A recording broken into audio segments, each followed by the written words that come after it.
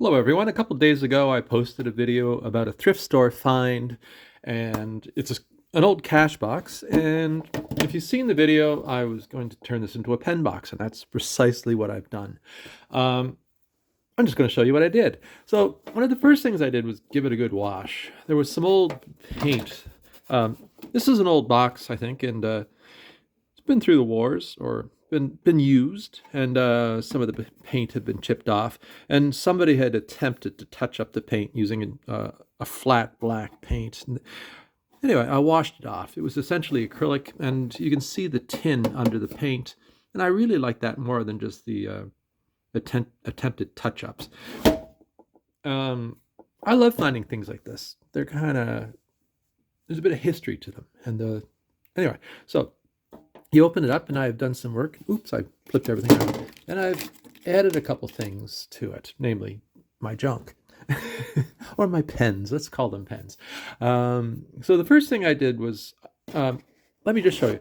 When I got it, essentially it was like this. There was the original change boxes in the bottom there, and I've left those intact. I was thinking I'd take them out and put something else in, and essentially what I've done was I've put some washi tape and some little Post-it notes and some stamps in there. Didn't put anything in the middle, I don't think. Did I? No, not yet. But you know what? That could be a good hiding spot for something. Treasure. And that closes up. And then what I did was I made a wooden box, like a wooden tray, I should say. Just went down into my basement and cut some plywood and a little bit of pine. Painted it gold, painted it black, sanded it a bit, and it fits in perfectly. And I cut at this notch here to allow for this piece up here, just so it doesn't bang against it. And it just sits on my desk. And it looks nice. It looks cool. To me, anyway. One person's junk is another person's treasure, or something like that. Anyway, let's see. So yeah, the tray is just made with pine and plywood, a little bit of furniture grade plywood that I had kicking around, and I lined it with, actually that's stuck in there pretty good. Essentially what this is a form of cardboard. It's used in packaging design a lot, this material. It's a card, it's corrugated. And what I did was I painted it, once again, I painted it gold, and then I painted it black, just so it has this nice patina to it. And that allows to protect the pens, but also, you know, because it's corrugated and there's these little ridges, the pens, if you're not tossing it around, just sitting there and they don't roll around very much. And, you know, I have another box where I store a lot of my fountain pens. I made that too. But this is just for a desktop. And, you know, I'm into fountain pens, but there's always other pens kicking around. There's a Sharpie here. There's a ballpoint pen from a friend of mine. Highlighter, mechanical pencils, and a little fountain pen. I just put my carousel fountain pen in there. I dropped it in there, and you know, there's some pencil leads, erasers, elastic band, and the more I use this, that'll always be changing. And it just sits back here on the corner, and it looks cool to me. Oh, there was some jewelry or some different little things in the bottom of the box.